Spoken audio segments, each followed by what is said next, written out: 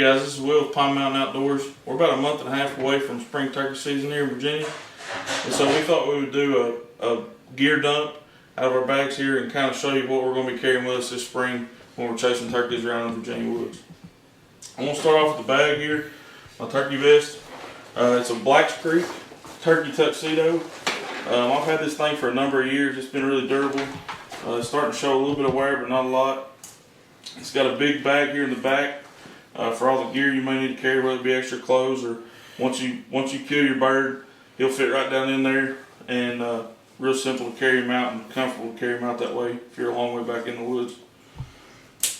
We'll move around to the front here, and there's plenty of pockets on the front of this thing, whether it be for pot calls or box calls, cell phones, extra batteries for your cameras, all that sort of thing. You can kind of fit it in here because it does have so much room.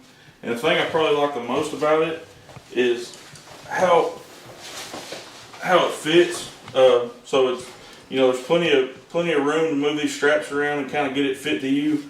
I'm a bigger guy, and I've got this thing. I kind of like to wear it loose, and I kind of like to wear it open. And so I've got it adjusted to where it kind of fits, and I can adjust the shoulder if I need to. And if I want to buckle it, it's there to buckle. But it's plenty adjustable, plenty maneuverable. It's a really good bag. I've really enjoyed having this bag. Next thing we want to move into is our clothing systems. And we kind of use two different clothing systems depending on the weather and that sort of thing. So the first one I want to talk about a little bit is our Mossy Oak stuff. And so this is just a Mossy Oak tie-bee shirt. As you can see, it's pretty faded. I've worn this thing a lot. For whatever reason, I just like to wear a button-up shirt, especially when I'm turkey hunting. It's comfortable for me. It's got the pockets on the front here. I can roll the sleeves up if it gets a little hot. So I really like that shirt. Also, it's in a Mossy Oak green leaf pattern. The next thing I got here is these Nomad 6-pocket pants. It's got your cargo pockets on the side. Also in Mossy Oak green leaf. Also been worn pretty well. I've had these for 5 or 6 years, and they're really holding up pretty well to the brush and things. Last thing in the Mossy Oak, if it's a little cool in the mornings, you might need a little hoodie. And so this is just a Mossy Oak brand green leaf hoodie. I've had it 4 or 5 years now. It's holding up pretty well. It's relatively warm on those cool spring mornings. And so we like to carry it with us quite a bit. The next part of our clothes I want to get into is our first light system. And so, first thing I got here is a Kiln Hoodie. It's a Merino wool quarter zip hoodie. It wicks the moisture really well. It dries really fast. I really have gotten partial to the Merino stuff. The next thing we got here is the Kiln Hoodie. It's also a quarter zip hoodie. It's fleece as opposed to merino wool. So it's a little bit warmer, a little bit thicker than the Kiln is. So in those cooler mornings we may opt to switch to the Klamath over the Kiln. The last thing we got in our first lot stuff is our Obsidian merino wool pants. These are Ripstop Pant. I can't say much to the durability of them. I haven't worn them in the woods yet. We got them this fall and didn't really get a chance to wear them deer hunting, so I'm anxious to get these in the turkey woods this spring and kind of see how they hold up and how they work out. Again, I'm a big fan of the merino. It dries really fast. Of course, it doesn't matter much turkey hunting, but it's plenty scent proof. Really, First Light makes a really good product. The next thing, kind of staying in the clothing, I have a pair of merino wool Wick liner gloves.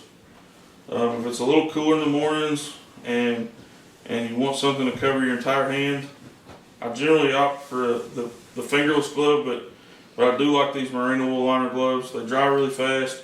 They're relatively warm for the weight and the thinness of them. But the other pair of gloves I carry is just a general redhead glove. Nothing expensive, nothing special. I actually cut the fingers off myself, and so you can tell they're kind of raggedy. I've had these things for quite a few years now, and they've held up relatively well. But just a fingerless glove, that way you have a little more dexterity. You can grab your calls or grab another shell if you need to, whatever you need to make do. I like to have that fingerless option. Another extremely important part of turkey hunting is your mask. A lot of people prefer to go with the buff style mask that kind of fits tight to your face. I tend to lean towards the mesh style that's a little bit looser. It breaks up my profile. Some of them have a complete top in them. This one doesn't. I have both, and I kind of switch back and forth. I don't really have a preference as far as that goes, but I definitely do prefer the mesh mask over the buff style mask. To go along with our clothes here,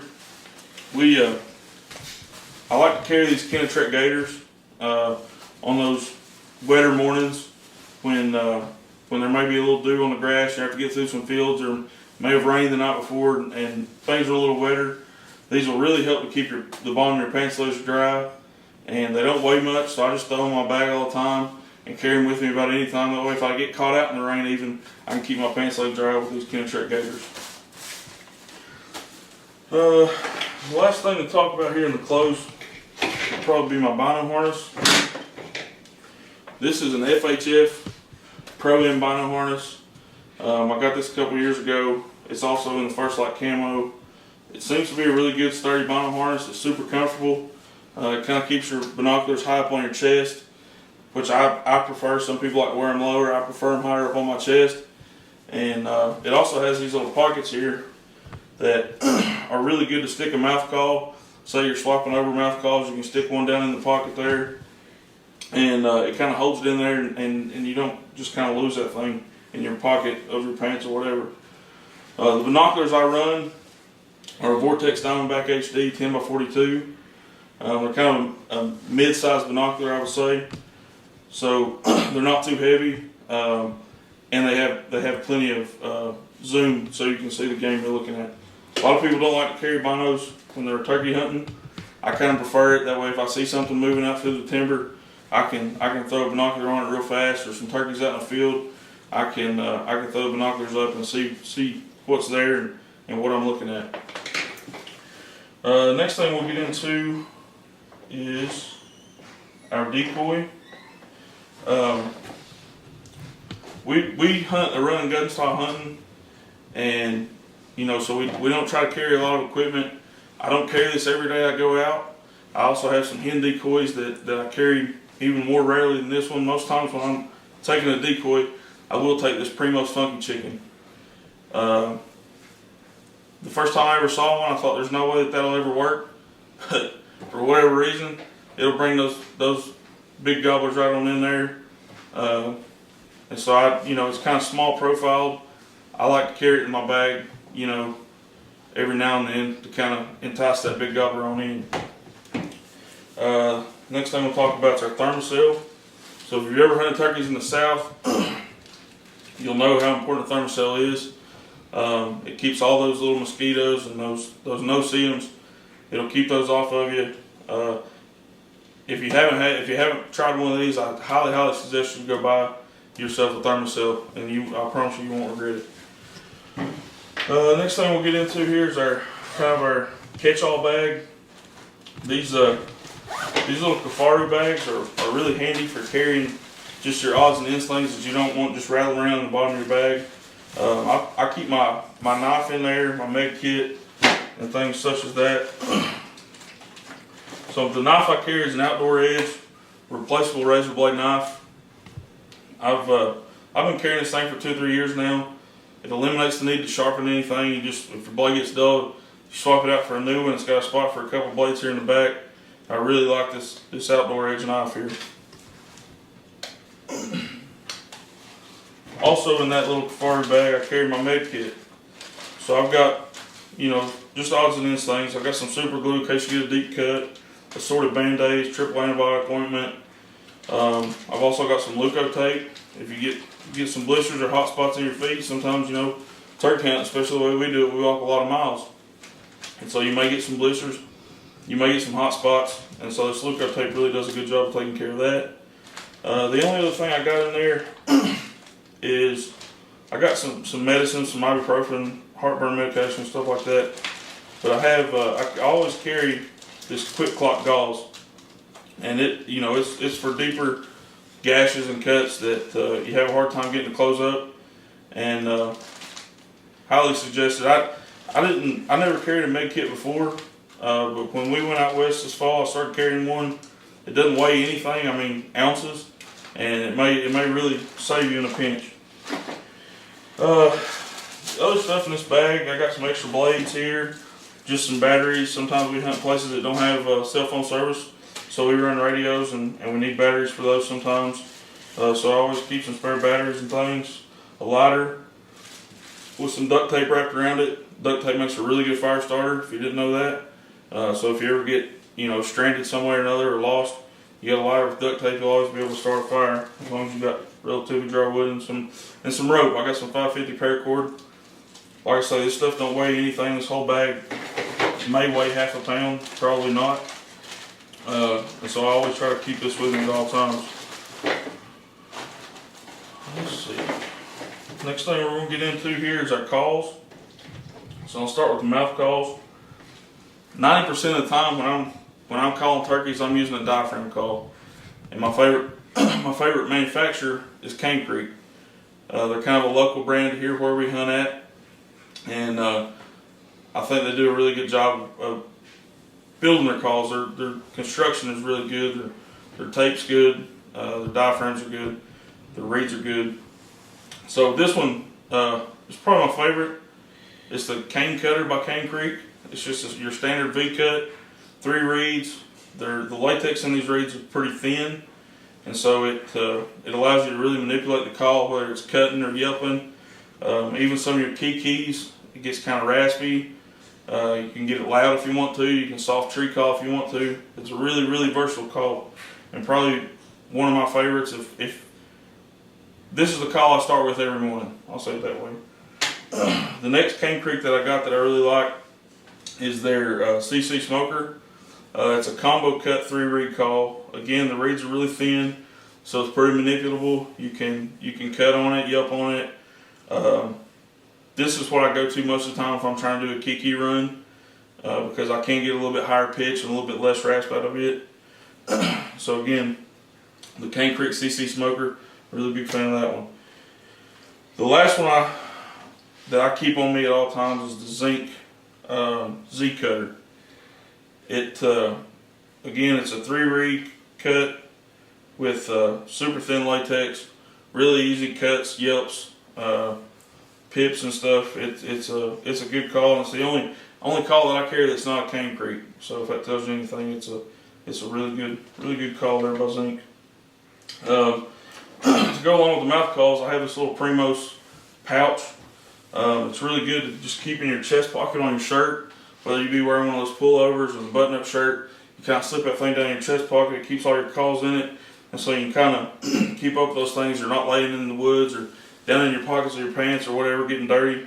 It's just a good place to keep them and a good place to keep from losing them. Because if you're like me, you're prone to losing things, and this helps me to keep up with all my mouth calls. The next thing I want to go into is my pot call. I really only carry one pot call. I have a couple, but I really generally I only have one in my bag. Like I say, we do a run and gun style lightweight hunting, and so I don't need a bunch of calls. So I carry this Primos Tachops aluminum pot call. It's got a really good loud tone to it. You can kind of reach out there on those windy days with it. You can kind of get softer with it and do your purrs and that sort of thing with it. So it's really versatile, and got a really good sound out of that call. Go along with pot calls. I only carry 2 strikers. My go-to is this Primos double down striker. I like the thinness of it. Most strikers are kind of bigger down on the end there, and I like the thinner style lightweight striker. Kind of keeps it, lighter in my pocket and all that sort of thing. The other striker I carry is actually a waterproof striker. It's a Cottonmouth striker by Cane Creek. I don't really know what this material is on the top of it here, but you can literally put water on top of your pot call, and this thing will strike it up and make it sound just like it's bone dry. Again, highly suggest the Cane Creek Cottonmouth. And the last thing to go along with the pot calls is your conditioner. I've got a houndstooth conditioner. It doesn't really matter the brand, it's just a stone on the end of a stick, more or less. We don't get paid for any of this stuff, so these things work really well. It's really convenient as opposed to carrying sandpaper or some other kind of something to rough your call up. I've really become partial to this stone conditioner. Let's get over into the tube calls. My alcohol is a Down and Dirty Boogeyman barred alcohol. It'll make every alcohol vocalization that there is. And so I really like it. I think it's a hickory is what it's made out of. But it's a really good alcohol. Can get loud, can get soft, can do all your screams, your laughs, all that sort of thing. So I really like the Down and Dirty barred alcohol there. Another tube call I've got is the Down and Dirty Hank call. This thing's a polycarbonate gobble call. I don't use it as much. I always keep it. I use it more as a shot gobble type call that may get, when you're walking around, it's been a quiet morning, you may get a bird to sound off with this gobble call. And so I always keep that on me. The last thing I carry here is this Quaker Boy Crank and Crow. Again, if you're in the woods, it's getting later in the day and they've kind of hushed up for the day, every now and then you can hit on this crow call and get a shot gobble out of it and kind of maybe get your morning started again. Last thing I want to go over is my weapon.